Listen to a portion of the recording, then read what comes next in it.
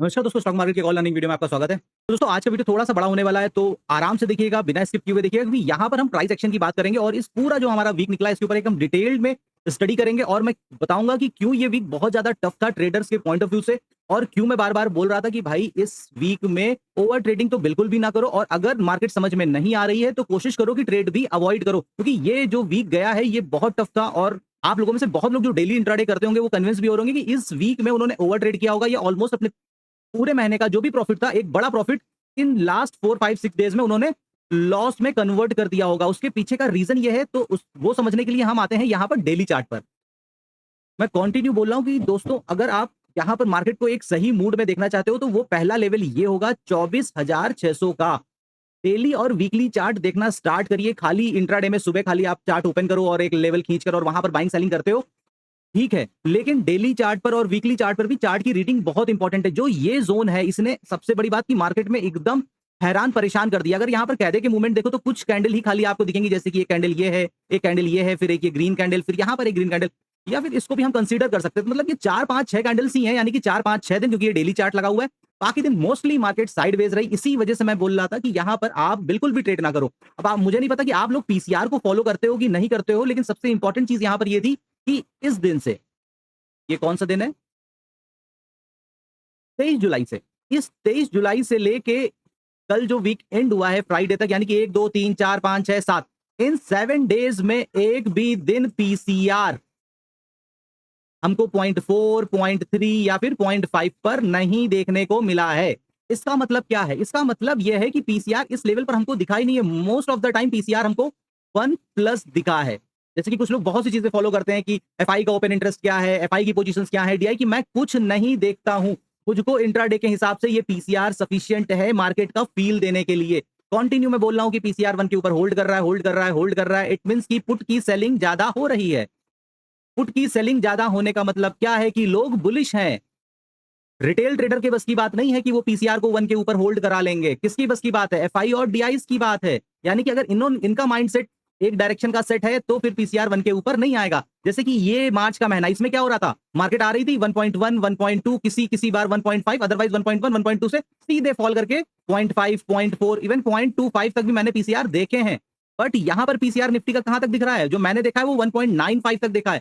मतलब क्या है? मतलब ये कि पुट सेलिंग मार्केट में ज्यादा हो रही है कॉल सेलिंग के कंपैरिजन में। व्यू क्या है मार्केट को ऊपर निकालने का? पिछले 2 साल से मार्केट एक रेंज में फंसी हुई है। अब ये एक इंपॉर्टेंट लेवल है जिसको अगर मार्केट ब्रेकआउट करती है, जो कि है 24,600 का, अगर मार्केट इसके ऊपर इस आने वाले वीक में क्लोजिंग करती है तो फिर यहां से एक अपसाइड का मूव देखने को मिल सकता है। इसीलिए मैं कंटिन्यू आप लोगों से बोल रहा था। और अगर आपने ये मंडे से लेकर फ्राइडे तक की मार्केट को भी अगर आपने ऑब्जर्व किया होगा तो आप मोस्टली देख रहे होगे कि मार्केट जो भी फॉल भी करती थी तो अपने फिब रिट्रेसमेंट के 0.236 के लेवल से बाउंस बैक कर रही है। वो कहीं पर भी अपने लो को ब्रेक कर ही नहीं रही है मॉर्निंग की। और दूसरी इंपॉर्टेंट चीज की, बहुत छोटी रेंज के अंदर मार्केट साइडवेज होकर रही जा रही है। इसी वजह से मैं बोल रहा था कि न्यू ट्रेडर जो है उनको ये चीजें समझ में नहीं आती। उनको लगता है कि अब मूव आ रहा है, अब मूव आ रहा है, अब मूव, और ये करते करते वो एक दिन अपने ऊपर कंट्रोल करेंगे, 2 दिन कंट्रोल करेंगे, तीसरे दिन वो कंट्रोल खो देंगे और फिर वो उस जोन में आ जाते हैं कि या तो आज तू नहीं, या तो आज मैं नहीं, और उसी दिन वो 2 ट्रेड और 3 ट्रेड को भूल कर 14 ट्रेड 18 ट्रेड ऐसे कर डालते हैं।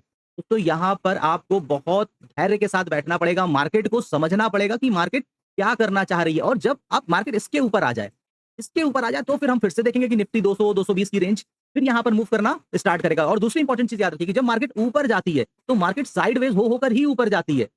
पैसा सबसे तगड़ा कहां पर बनता है? डाउनफॉल में, जब मार्केट गिरती है। क्यों? क्योंकि वो 3 दिन गिरती है, फिर एक दिन रिकवरी आती है और वो पीसीआर को 1.1 1.2 तक ले जाती है और फिर वहां से वो गिराकर पीसीआर को 0.2 0.3 तक लेकर जाती है और यही साइकिल चलता रहता है। तो डाउन ट्रेंड में बड़ी रेंज बनती है। कुछ दिन मार्केट में होते हैं जिसमें आप पैसे बनाते हो और कुछ दिन ऐसे होते हैं जिनमें आपको खाली मार्केट को देखना होता है, ऑब्जर्व करना होता है और सीखना होता है, मार्केट में सर्वाइव करना होता है। ये पूरा वीक यही था। मैं अपने टेलीग्राम पे कंटिन्यू बोल रहा था कि ओवर ट्रेड मत करिएगा, मार्केट साइडवेज ही है, कोई सिग्नल यहां पर नहीं दे रहा है। ऊपर का लेवल ये है, इसके ऊपर ही फिर यहां पर कुछ डिसाइड होगा कि यहां से ये फॉल करेगी या यहां से ये ऊपर के साइड ब्रेकआउट करके फिर अपना जो भी स्काईवर हाई है 24,000 प्लस का, वो वहां तक जाएगी। वो सब बाद की बात है, बट ये जो जोन है ये बड़ा खतरनाक है। अब यहां पर अगर हम देखते हैं तो ये है फ्राइडे का 24 जुलाई। ये एक नीचे का स्ट्रॉन्ग सपोर्ट जोन था डेली चार्ट पर। मार्केट ने इसको ब्रेक डाउन किया और एग्जैक्टली जहां से मार्केट ने ये गैप अप ओपन किया था तो ये गैप खाली पड़ा हुआ था। मार्केट ने एग्जैक्टली इस गैप को फिलअप किया और उसी दिन गैप डाउन खुलने के बाद थोड़ा सा नीचे गई, उसने एग्जैक्टली पिन पॉइंट गैप को फिलअप किया और यहां से हमको बाइंग देखने को मिली। और इसके बाद से फिर ये जो मंडे से मार्केट चली है, जो 5 कैंडल आप देख रही है, इसमें प्रॉफिट बहुत मुश्किल है। इसमें किसने पैसा बनाया? सेलर्स ने, जिन्होंने सेलिंग करा या फिर जिन्होंने स्कैल्पिंग किया। अब स्कैल्पिंग के लिए आपको बहुत मैच्योर होना पड़ेगा। ऐसा नहीं है कि आज मेरा मन उठेगा तो मैं सेलिंग कर लूंगा, आज मेरा मन उठेगा बाइंग कर लूंगा। वहां तक तो आप फिर भी मैनेज कर सकते हो, बट स्कैल्पिंग आप नहीं कर सकते हो। स्कैल्पिंग के लिए आपको बहुत ज्यादा, आपको एक तो सबसे बड़ी बात की प्राइस एक्शन की बहुत अच्छी नॉलेज होनी चाहिए, आपके पास पेशेंस होना चाहिए, अपने ऊपर कंट्रोल होना चाहिए। नहीं तो आप बड़े बड़े लॉस यहां पर करोगे, क्योंकि आप रैंडम जगह पे एंट्री करोगे जहां पर नहीं करनी है और फिर उसके बाद आप बड़े पॉइंट एक्सपेक्ट करने लगोगे। तो स्कैल्पिंग लोगों को इजी लगता है बट बहुत इजी है नहीं। और सबसे बड़ी बात ये कि इसमें जब आप गलत होते हो और अगर आपने सही टाइम पर एग्जिट नहीं किया तो फिर आप अपने उस लॉस को काट नहीं पाते हो, क्योंकि वो इतना बड़ा लॉस हो जाता है। क्यों? क्योंकि स्कैल्पिंग कभी भी एक लॉट में आप नहीं कर सकते, उसके लिए आपको अपनी लॉट साइज बढ़ानी होती है। अपनी कैपेसिटी से बाहर निकल कर जाकर आप स्कैल्पिंग करोगे, सर्वाइव नहीं कर पाओगे। और एक लॉट में करोगे तो ट्रांजेक्शन कॉस्ट इतनी पड़ जाएंगी कि नेट नेट आप लॉस में ही रहोगे। तो इसलिए हमेशा मैं बोलता हूं कि चार्ट को देखो, क्या प्राइस एक्शन बन रहा है। डेली चार्ट, वीकली चार्ट बहुत इंपॉर्टेंट होता है अगर आप इंट्राडे ट्रेड भी यहां पर प्लान करते हो। अब हम आते हैं यहां पर 15 मिनट का चार्ट सिर्फ खाली ऑब्जर्व करने के लिए। ये कौन सी डेट है? 24 जुलाई, जिस दिन मार्केट ने ये गैप डाउन ओपन किया और उसके बाद ये गैप फिलअप करके सीधे यहां पर बाइंग में चली गई। और उसके बाद ये लास्ट वीक का मंडे से मार्केट स्टार्ट हुई। कौन सी तारीख है? 27 जुलाई। अब हम 15 मिनट का चार्ट लगाते हैं यहां पर। ये 24 जुलाई और ये 15 जुलाई। अब यहां पर चार्ट बन गया है, आपको तो देखकर बहुत इजी लगेगा कि अरे यहां पर ट्रेड बना लेते, यहां पे ट्रेड बना लेते। बट मार्केट की आप रेंज देखो तो रेंज कितनी बन रही है?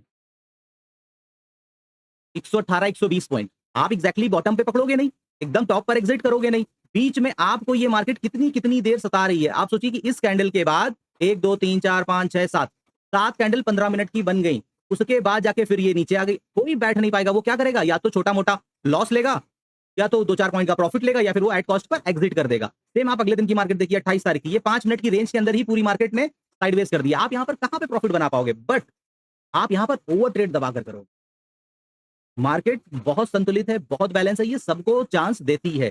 कुछ दिन आते हैं जो बायर्स के होते हैं और कुछ दिन आते हैं जो सेलर्स के होते हैं। ये जो लास्ट वीक गया है, ये पूरी तरीके से सेलर्स का वीक था। इसीलिए मैं बार बार आप लोगों को एक ही चीज बोल रहा था, भाई ओवर ट्रेड ना करो। ना समझ में आए तो सबसे अच्छा है कट ऑफ हो जाओ मार्केट से, नहीं देखना। अब यहां पर आप देखिए, इस मार्केट में इस ब्रेकआउट के ऊपर किसी ने ट्रेड लिया और उसके बाद कितनी देर तक मार्केट साइडवेज रही।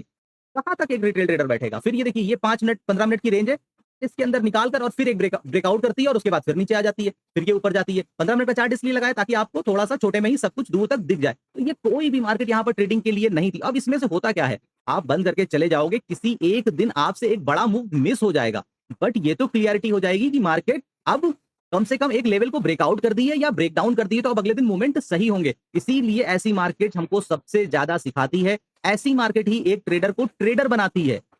ऐसी मार्केट जिसमें कि मार्केट यहां पर पहुंची, फॉल हो गई, फिर यहां से रिकवरी आ गई, फिर यहां पर गिर गई, फिर यहां साइडवेज हो गई, क्लोज हो गई, तो आदमी या तो यहां पर कुछ ना कुछ बना लेगा, या यहां कुछ ना कुछ बना लेगा, या फिर यहां पर कुछ ना कुछ बना लेगा और उसका दिन ठीक ठाक चला जाएगा। और वो 3 ट्रेड करेगा, तीन ट्रेड में से उसके 2 ट्रेड सही हो गए। हाँ ठीक है यार, मेरे को ट्रेडिंग आ गई। नहीं भाई, वो नहीं, वो इजी मार्केट है। सबसे ज्यादा टफ मार्केट 2 ही तरीके की होती है। एक ट्रेंडिंग मार्केट जो ऐसे हायर हाई बनाते हुए जा रही है या लोअर लो बनाते हुए जा रही है, या दूसरी इस तरीके की मार्केट साइडवेज मार्केट, धीरे धीरे छोटी रेंज में। मतलब कि अगर आपने बाय किया तो प्रॉफिट बन नहीं रहा है, सेलिंग करके भी अगर आप बैठे हुए हो, आप बहुत ज्यादा मैच्योर हो और आपने बहुत छोटा रिस्क लिया कि आपको कोई इंपैक्ट नहीं पड़ रहा है, आप एक सेल लगाकर बैठे हुए हो, तो सेलर्स भी एग्जिट कर जाते हैं। जो 1 लॉट 2 लॉट वाले रिटेलर्स हैं वो नहीं बैठ पाएंगे। वो 1 डेढ़ घंटे के बाद देखेंगे अच्छा 5 पॉइंट बना है मेरा, ठीक है। 15 पॉइंट के लिए कोई पूरा दिन तवे पे नहीं बैठ सकता। वो कहेगा कि नहीं यार बस हो गया मेरा 5 पॉइंट, ये मार्केट ट्रेड करने वाली नहीं है। तो इसीलिए कहता हूं कि मार्केट को सीखो, समझो। लाइव मार्केट में जितना आप सीखते हो, उसके बाद जब मार्केट क्लोज हो जाती है उसके बाद भी चार्ट को एनालिसिस किया करो, देखा करो कि आज मुझसे कहां गलती हुई, क्या मिस्टेक हुआ। ये दोस्तों एक दिन की चीज नहीं है, ये एक आर्ट है, एक प्रोसेस है, जो भी आप इसको कहना चाहो। ये टाइम लेगी आपसे, आपसे बहुत टाइम लेगी, बहुत फोकस की जरूरत है। तो ये वीडियो बनाने का बस खाली यही रीजन था कि जिसने भी ओवर ट्रेड किया होगा यहाँ पर, या फिर जिसके लॉसेस हुए होंगे, अगर वो ये वीडियो देख रहे हैं तो उनको परेशान होने की जरूरत नहीं है। उनको अपने ऊपर काम करने की जरूरत है। क्या काम करने की जरूरत है? कि भाई मेरे को कंडीशंस आइडेंटिफाई करना है कि भाई मार्केट छोटी अगर रेंज बना रही है तो मुझे ज्यादा ट्रेड नहीं करने हैं, मुझको अपने दिन के ट्रेड फिक्स करने हैं, ओवर ट्रेड नहीं करना है। अगर इस मार्केट में आप देखोगे ना तो मोर और लेस मार्केट ये करती थी, पहले सुबह का एक 12 साढ़े 12 बजे तक ये रेंज बना दी, फिर उसके बाद एक ऊपर की रेंज बना दिया और उसके बाद मार्केट को वहीं पर ले जाकर यहाँ पर क्लोज कर दिया या यहाँ पर क्लोज कर दिया। बस यही हो रहा है मार्केट में पूरा पूरा का पूरा दिन। और इसमें रिटेल ट्रेडर को क्या लगता है कि थोड़ी सी भी किधर निकली कूद गया, थोड़ी सी भी किधर निकली कूद गया, और ये करते करते दिन के 8-10 ट्रेड तो बहुत आराम से यहाँ पर प्लेस कर रहे होंगे। आपने कहाँ पर ट्रेड किया, कितने ट्रेड किए इस वीक में, कमेंट करके जरूर बताइए ताकि मुझे भी पता चले कि मेरी ऑडियंस में से कितने मैच्योर ट्रेडर हैं। तो बस दोस्तों यहाँ पर एक यही एनालिसिस आप लोगों को दिखाना था। और ये ऊपर का लेवल बहुत इंपॉर्टेंट है, याद रखिएगा 24,600 का। इसके ऊपर फिर मार्केट यहाँ पर कुछ मूवमेंट करते हुए दिखेगी। और पीसीआर को डेली ऑब्जर्व करना सीखिए, एक दिन नहीं, जब कम से कम आप 6 महीने इसको दोगे ना, तब आप इसके सारे मूव समझना स्टार्ट करोगे। और जब आप पीसीआर को फॉलो करना स्टार्ट कर दोगे तो यकीन मानिए फिर आपको पार्टी वाइज, इसकी वाइज, उसकी वाइज, किसी का कुछ देखने की जरूरत नहीं है। ये अपने आप में कंप्लीट पिक्चर है, क्योंकि मार्केट में एग्जैक्टली जो नंबर्स के फॉर्म में हो रहा है, ये वही चीज यहाँ पर आपको 0.2 से लेके 2.0, 0.2 से लेके 2.0 के बीच में रिफ्लेक्ट कर ही देता है। जब आप इसको रेगुलर फॉलो करोगे, ऐसा नहीं कि आज देख लिया फिर 4 दिन बाद देख लिया, नहीं, क्लोजिंग हुई तो कहां पर हुई, अगले दिन फिर कहां पर क्लोजिंग हुई, क्या चल रहा है सीन। मैं बोल रहा हूं ना कि इस पूरे 6-7 दिनों के मूवमेंट में पीसीआर एक दिन भी 0.5 तक नहीं गया है।